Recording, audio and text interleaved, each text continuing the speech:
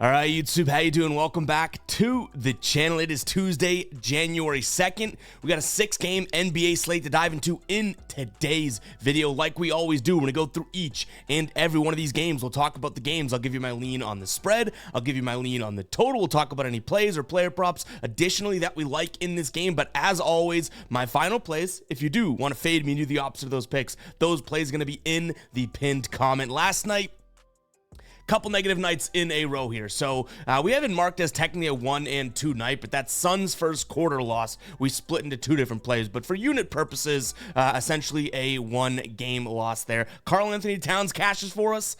Even that was kind of a sweat. And then the same game parlay, that was a plus 261 play, right? 5 legs. Miles Turner 1 bucket away from cashing. So definitely a good read and a good beat on that game, but 1 bucket away from Miles Turner.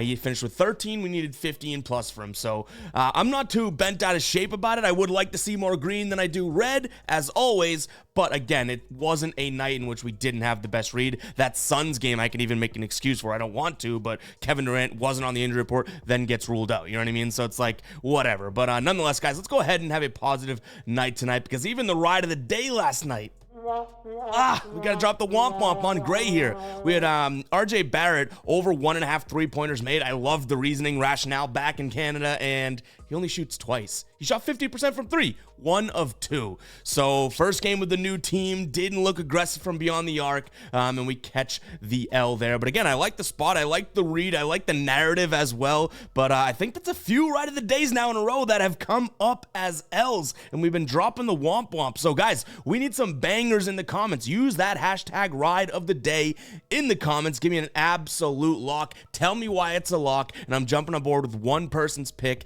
in the comments, giving you guys a shout out in the next video, win or loss. We're also posting it on our X/Twitter, so make sure you guys follow me there at EvGuyBoston. I've been following everyone back, so I'll follow everyone back today as well. If I didn't follow you back because I missed it, just tweet at me at EvGuyBoston. Be like, bro, what the hell? And I'll follow you back, okay? But use that hashtag ride of the day in the comments. Give me an absolute banger. But guys, let's go ahead and jump into today's slate. Started off with like what I think is going to be a pretty good game. Now, I know the spread is sitting at 11. We got the Sixers taking the Bulls on here. Sixers at home. Like I said, spread at -11. Total sitting at 224 here. Joel Embiid should be making his return. He's probable here. And then on some sites that list the lineups, there's not even a questionable or probable or anything next to his name. So Joel Embiid should be playing here, which obviously changes things drastically. The Sixers hung in without him, but they are coming off the loss to the same team they're playing now. They lost 105 to 92 just a couple days back. But new year, new Sixers team, right? Joel Embiid's back. I don't think that, it's something that I comfortably lean towards the Sixers winning by 12 plus points, but I really don't mind them to win this game handily in this game. I think Embiid's going to be a huge, obviously, add, like no breaking news there. So I like the Sixers to win this game. So maybe in some sort of a money line if you want to throw them in like a parlay or something, but I just don't really love laying the 11 points. What I do like is taking a peek at the over 224 in this game, as well as the Sixers team total over 118. Maybe we could pay a little bit more juice, get that down a little bit, but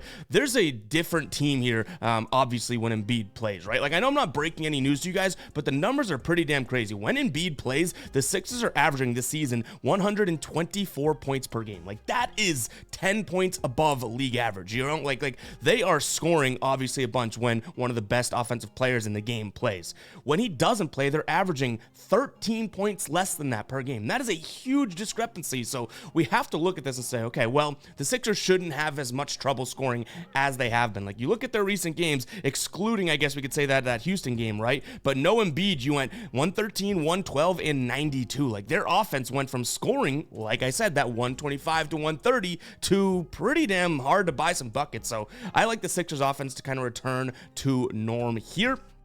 Also want to note that Chicago's on the road, right? Chicago's been a top 10 defense in terms of points against this season. When they're on the road, that thing drops substantially. So when they are at home, Let me pull this up so I can give you some exact numbers. When they are just, I guess, overall this season, right? They are allowing 112 points per game here. So that is 3 below league average. When they are on the road, which they are tonight, they jump to the 18th ranked team, bottom half in the league in terms of defense. So a tale of two defenses here when it comes to Chicago home versus on the road. So again, main leans in this game are going to be a couple overs. Looking at the over in the total here, as well as the over for the Sixers team. And yeah, both of those have a chance at being a final play here. In terms of player props, I don't mind looking at some spots for Joel Embiid. Like his points, rebounds, his points plus assists are going to be kind of low because he's coming back from injury. Now, I haven't seen anything about him being on a minutes restriction or anything like that, so it could be a good spot to target, especially if they're rolling him back out full time. And I don't really think that, this Bulls team can really reel him in, especially without Vucevic out there. So keep an eye on the pinned comment for any player props here. No DeAnthony Melton. I believe he's either doubtful or I don't think he's playing for the Sixers. So it could be a good spot for some Tobias Harris action and whatnot. So keep an eye on the pinned comment, guys. But yeah, I'm really gravitating towards the over in both team total as well as game total. Next up, we have Memphis taking on the Spurs here. The first thing I'll talk about in this game is the total. I think that this is going to be way too easy of a line that people jump at and say, well, San Antonio plays no defense. Look, let's look at the over, right? And that could be the case here, but I like the under. I think that the over is going to be probably the public pick because you have a Memphis team that people are like goo goo gaga over because Ja Morant's back. And you have a San Antonio team that, like I said, yes, they play no defense, but their offense really isn't hitting consistently. They'll have a spurt of 3 games where it's like what they've done, 118, 120, and then they kind of get back to normal. They score 100, 101, 95. I think that this could be a night where Memphis plays, I guess, normal, decent defense against them. Like last time these two teams played, which was about, a month and say 5 weeks ago, right? Memphis wins 120 to 108. I could see that being the same type of a game tonight. I'm not as confident in the minus 11.5. I don't think Memphis has really earned their stripes or right to be near 12-point favorites over the Spurs. Like, look at the two things that we're looking at here. Sixers, 11-point favorites over the Bulls. Is Memphis really in that category of that much better than the Spurs? They're better than, but I don't know if I'm comfortable laying the 11.5. But I do think that this could be a spot where the Bulls don't necessarily carry their weight. So whether or not I like 11.5 or don't like 11.5, I'm not backing the Spurs here. So I'm almost hoping for a game where the Spurs just don't show up offensively whatsoever, and then to hit an over 233 or 234, like I've seen on some sportsbooks here, you're gonna need Memphis to go off for 125, 130. Which, if you look at their recent offense here, yes, they've been better since Ja's been back. They've actually dropped 3 straight, but against good teams. But since Ja's got back, right, 115, 116, 125 against Atlanta, arguably a worse defense than the Spurs, arguably. Then you have 116, 105, 106, 92. Like, this isn't a world-beating on fire offense, even with Ja in there. So yes, they did it against Atlanta where they scored 125, and I think that the only comparable defense that they've played in there would be, I guess, the Spurs to Atlanta here. But I just don't think that this game gets up and over there. So there's a strong chance that this could be a final play. I've seen the line move up, which in some regard, you should say that it worries me a little bit, but I'm going to wait it out. I think that the public's going to be pushing this line up, whereas I believe sharp money is going to come in on the under because I really don't see how the Spurs contribute offensively. Their offense has been so confusing here. And then even Memphis, like I just said, like Memphis, if they just play what they've been doing and play consistent basketball, this should be an under. Now, like I said, the spread, sorry, I'm kind of copping out here, just like the last game. It's too big of a number for me to lay as the Grizzlies, but it sure as hell is too, like, I can't back the Spurs, right? Like, would it surprise me if they go and get beat by 20? No, it's the Spurs. So probably staying away from the spread here. I do have a player prop that I really don't mind. Now, it's going to be one that could be a little bit risky because it's not something that he likes to do. I'm looking at Desmond Bane here, over 10.5 rebounds plus assists. Now, when I say he doesn't like to do it, if this is a Desmond Bane scoring night or he wants to go off or anything like that, right, then you might as well kiss this one goodbye. But if I pull up Outlier, By the way, guys, link to this tool in the pinned comment. You get 7 days free, my favorite player prop research tool here. But looking at Outlier, over 10.5 rebounds plus assists. The dude has been hitting it in 7 of his last 10. He's even hit it in more than half of his last 20. And look at the shooting guard here. You can even go to small forward. It's a little bit worse, but shooting guard, his true position, the Spurs allowing the second most rebounds to shooting guards in the entire league and the second most assists here.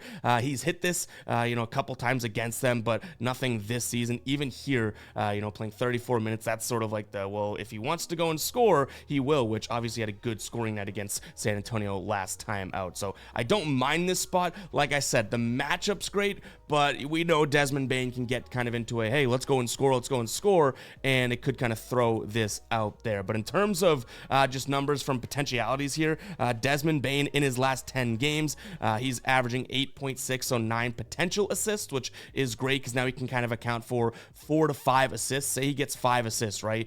We like that. And I'm talking kind of a floor just based on volume here. And then in terms of rebounds, averaging 9 rebound chances. So he's averaging, in terms of what he should just get normally here, a floor of 9 to 10 rebounds plus assists, meaning all we need is 1 or 2 more there to cash this over. So keep an eye on that. Again, it's not his forte, rebounds and assists, but I do think that there could be a lot of volume here.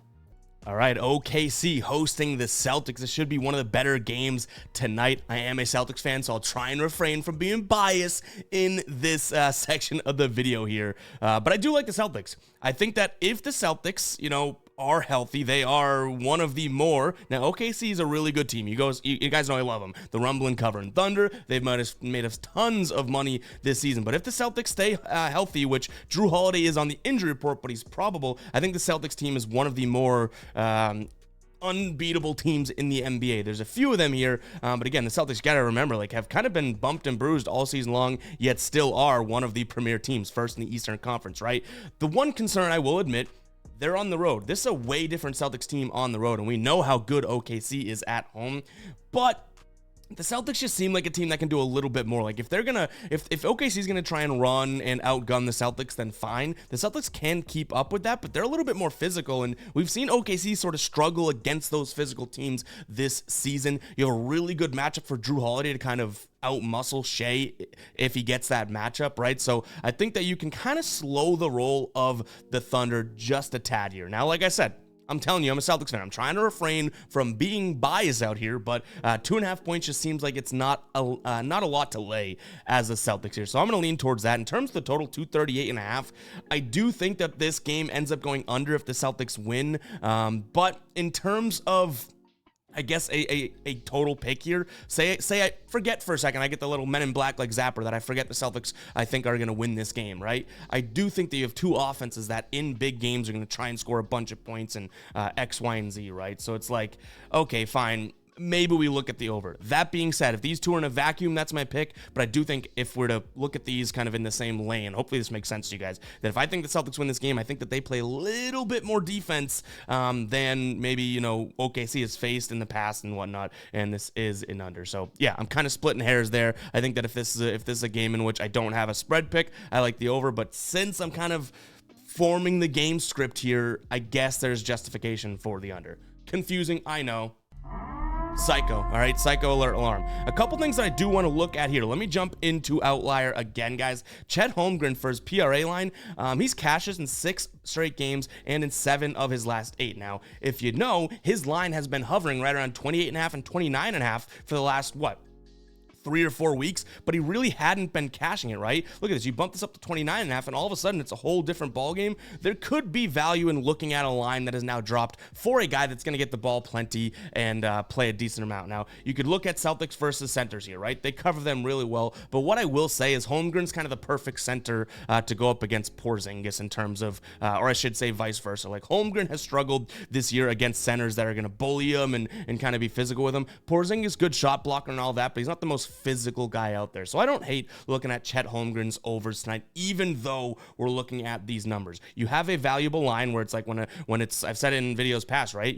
When the market's down, buy low. This could be a spot to buy low for Holmgren. Another spot that I really like, probably my favorite look in this game, is anything Drew Holiday related. Now, Shai Gilgeous-Alexander, I really like. He's one of the brightest stars in the game right now, right? But that dude's going to focus on offense so much more than defense, and he's done that for a couple of years, right? Drew Holiday in this spot has a matchup when it comes to points, rebounds, assists, anything like that. He's averaging 8.4 potential assists per game. He's averaging 9.9 rebound chances per game. So we could look at him from a points, rebounds, assists, a rebounds, assist, any one of these spots, points plus assists, assists alone, points, like anything in this game. I do think Drew Holiday is going to have his chance at in the volume there. Does he make his shots? Maybe, maybe not. Look at some of these nights where he shoots 29%, right? Like, as long as he's going to shoot enough 33% here, he barely hit his over, and he shot 15 times. So it's like everyone's healthy here. There's no missing guys, no Tatum out, no Brown out, no Porzingis out. He's probably gonna have a few less shots, but I still expect him to be involved. This is such a low number, but again, I kind of like points and assists or PRA, just because if everyone else is involved, then we're gonna be looking at a Holiday that can kind of get stats elsewhere, not just in the points category, right? So keep an eye on the pinned comment. I've said that a million times already, apologies, but keep an eye on the pinned comment for anything that we're rolling with in this game. And guys, before we continue on with the slate, go ahead and hit that subscribe button, hit that like button as well. Drop a 15 in the comments if you made it this far into the video. Appreciate the hell out of all the support as of late. Seriously, guys, I'm so geared up. Like I'm jumping out of bed for 2024. You know what I mean? Like it's awesome how much we've grown in this community. Like the ride of the days is something that really no one else does. Like I love what we're building here, and the grind don't stop. You know what I mean? Like we're still waking up super early before the injury report comes out, which can be hard sometimes. But I do think that we're gonna keep working our asses off for you, for me, for the channel, and very, very excited. So drop a 15 in the comments if you are still watching. And now let's go ahead and move on to the next game here. Pelicans taking on the Nets. This is an interesting one here because it's a line that comes in at a higher number than I honestly thought it would be. 6.5 here, the Pelicans are favored by. Now, Brooklyn's had their struggles. They really have. They've lost 8 of their last 10 games. They've lost 3 straight. And that's because they've been playing on the road a lot, which is no different here. They are not that great of a road team. And even their against the spread numbers here are kind of deteriorating, as they were one of the better teams literally just, I would say, less than a month ago in terms of against the spread. Now, they're still top, I guess credit to them, they're still top 10 in terms of against the spread, but that's just 18, 14, and 1 on the season. Then when you look at it on the road, it doesn't look any better. You have a Brooklyn team that is ranked in the bottom half of the league. They're 7-9 against the spread on the road this year. So it's kind of like, it's kind of tough to take a Brooklyn team on the road. That being said, they're healthy, and like I said, I gotta roll with what I originally thought, that this line is just a little bit too big. I could see the Pelicans winning this game by 3, 4, 5 points, but that's a easy cover if that's the case for Brooklyn. So I'm gonna lean towards the Nets here, plus the 6.5. I've already seen this on Bet365, which is a book that as of late has been jumping before most books at 5.5. So you're getting value if you can still get this at 6.5 here. And like I said, I just think that the Brooklyn Nets can keep this game close. The teams that they've lost to, I guess you can make some justification for. They lose to OKC. They also lost to Washington. I don't want to make an argument for that, but lose to OKC. They lose to Milwaukee. Then they beat Detroit twice. They lose to Denver, lose to the Knicks, lose to Golden State, lose to Denver again. So it's like they've kind of gone through a little bit of a gauntlet here. When I say they've lost 8 of their last 10, it's like, well, look at the teams that they've played. You know what I mean? Like, maybe Utah being in there should be the only game that they shouldn't have lost. They got smoked by them, but still, right? They've had a lot of injuries and all that, so, or guys just sitting out. But give me the Nets here, plus the points. In terms of the total, 230. I think this one goes up and over if the Nets win, or if the Nets keep this game close, because I think they kind of push the tempo a little bit more than we might see the Pelicans do it. But that said, I have this game pegged right around like 232, 233, so very slight lean towards the over. In terms of a player prop, there's one that I really like and definitely has a strong chance of being a final player, because I like the matchup here. We're looking at the center, Nick Claxton, over 9.5 rebounds. Now, Valanciunas, bully, big time rebounder, big guy down there, right? But what I like about Claxton is he's going to be a hair more mobile than Valanciunas, right? And I like his ability to probably get around him a couple times, get some rebounds. And he's hit this in 4 of his last 5 games here, in which in his last 5 games, he's averaging 12.4 rebounds. So I don't mind his spot here. He had 16 rebounds last game. He played against Denver 5 games ago, a couple days. It was like December 22nd. Had 16 boards, in which I think Jokic is a little bit similar in terms of speed around the rim with rebounds as Valanciunas will be. And I'm not saying that they're similar players, but in terms of rebounding, etc., I think that Claxton could be a little bit more mobile, a little bit more springy than Valanciunas, leading to a decent amount of rebounds. So over 9.5 boards is a player prop that I'm looking at in this game as well. All right, guys, before we get to the last couple games here, I want to talk to you about Sleeper. I know I've been talking about Sleeper for a while, but that's because it literally is one of my favorite DFS pick'em apps out there right now. Make sure to check out the link in the pinned comment. You get your first deposit matched. You can also just download it and use code GUYBOSTON, GUYBOSTON, spelling bee champ. But Sleeper is great. You can combine 2 to 8 players in a slip and potentially win up to 100x your money. Like, that is absolutely awesome. What I like about them compared to Prize Picks and other apps out there is the fact that each and every play has its own unique multiplier, so they don't just follow the fixed payout structure of 2 for 2 is 3 times, 3 for 3 is X, Y, and Z, right? No, each and every pick, you could put a 2-player slip in and win 4.3 extra money depending on the picks you throw in there. So I really do like that. It's very unique that they do that. So make sure to go check out Sleeper, guys. That link is in the pinned comment. They're always dropping promo squares as well. There's not many other apps out there that are dropping the frequency of promo squares like Sleeper is. So make sure to check it out. That link is in the pinned comment. Seriously, I can say there's a straight face. If this is legal in your state and you're not using Sleeper, you are missing out on one of the more fun DFS pick'em apps out there. So go check it out, guys. Link in the pinned comment. 100% of your first deposit matched. Go check it out. Let's get back to the last couple games of today's slate here. We're looking at the Kings taking on the Hornets. Tough one to peg because, again, this number is so damn big. We have a couple of those games on today's slate, right, where the number's huge. You don't want to comfortably lay it, but, like, the number makes sense a little bit. We even saw Charlotte, they got, 17 points against the Nuggets, and the Nuggets beat them by 18. So, and they're on a back-to-back. Like, I don't see any rationale or reasoning as to why we wouldn't lean towards the Kings, other than it's not going to be a final play because 15.5 seems like a huge number. So yeah, I do. And Terry Rozier's questionable as well, which is kind of like, okay, well, they didn't have him last game. They lost by 18. They don't have him this game against a team that, not that they're the Kings are the Nuggets, but another good team. Like, that's going to be tough. So I lean towards the Kings. Doubt it becomes a final play. If I'm looking at anything in this game, it's probably taking a peek at the under, because no Terry Rozier is a huge offensive loss to the Hornets here. That's a guy that's going to shoot, nearly 15 to 20 times a game for them. Never mind how much he's making or his go-off ability. Like, no, this is a huge offensive piece. And with all the injuries that they have right now, I don't see them carrying their weight for a 230.5 total here. And the Kings have hit 2 straight unders as well due to their defense. So I think that they kind of suppress this Hornets offense. I'm going to lean towards the under 232.5 here as well. Blowout potential probably keeps me off of, I guess, damn near any player props in this game, but I kind of like the value that we have in De'Aaron Fox over 9.5 rebounds plus assists, or looking at the plus money value, like I said, in over 10.5 rebounds plus assists. He's going to get his chances, and that's something that he can probably cash, I would say, fairly early in terms of, looking at a blowout chance. Like, if they blow out the Hornets, it's because he's been involved altogether. So his points line's inflated, PRA line's inflated, but rebounds plus assists for him, I think he has a floor of almost 10 tonight. Never mind, his ability to go over 10 and get that plus money for us. So De'Aaron Fox rebounds plus assists. Again, it's a good matchup. This is the Hornets team that really you can look at any position and it's a good matchup. But give me De'Aaron Fox here. He's landed on that 10 number a couple times too. So I like the spot for him tonight.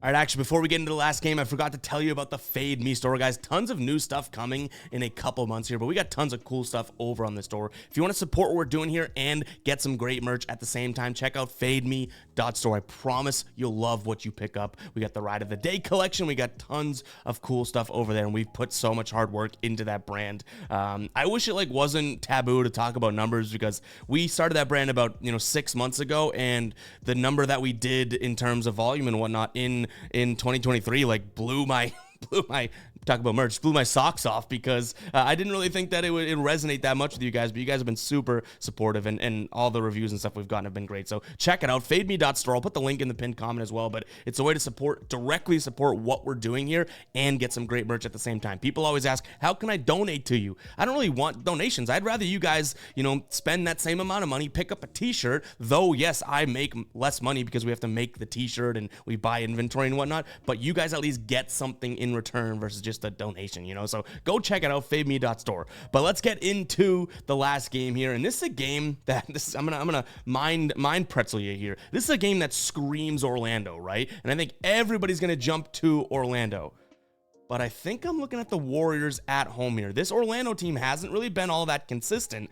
They've lost 2 of their last 3 games. Even the game against the Knicks that they won, they really had to work for. And this is a Golden State team that just seems like they're in the dumps, right? Which I kind of like them in that spot. You can get plus 3.5 on some sports books right now as well. And this is a Golden State team that, though they're better at home than on the road, this is I would say, though Golden State is better at home than they are on the road, that still stands true, right? Like, they are better at home. Not that much, but you have an Orlando team that really has struggled on the road this year. So give me Golden State here minus the points. The 3.5, like I said, you want to beat that number. I think I actually misspoke saying that, but you want to beat that number. Plenty of sportsbooks have at minus 3.5. So if you can jump to 3, it's probably the move here. In terms of the total, 231.5.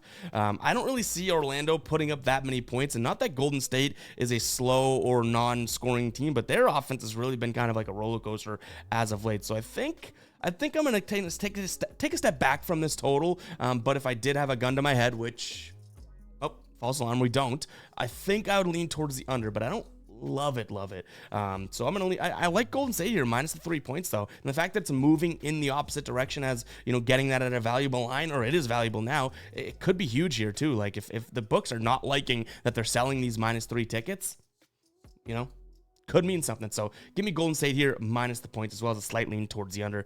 Player props, nothing jumps off the page at me in this spot, to be completely honest. But guys, it's going to wrap it up for today's video. Hope you guys did enjoy. And again, I know we talked about it in the middle of the video, but thank you so damn much for the position that I'm in. Like, yes, I have to wake up and do this consistent. You guys give me the praise all the time, but no. This is you guys that put me and people like me in this position. I'm a dummy with a microphone and a camera, a couple lights, you know what I mean? Like, you guys are the ones that are tuning in, engaging, and interacting that really take this thing to where we want to go. So appreciate the hell out of that, and we'll catch you guys in the next one, all right?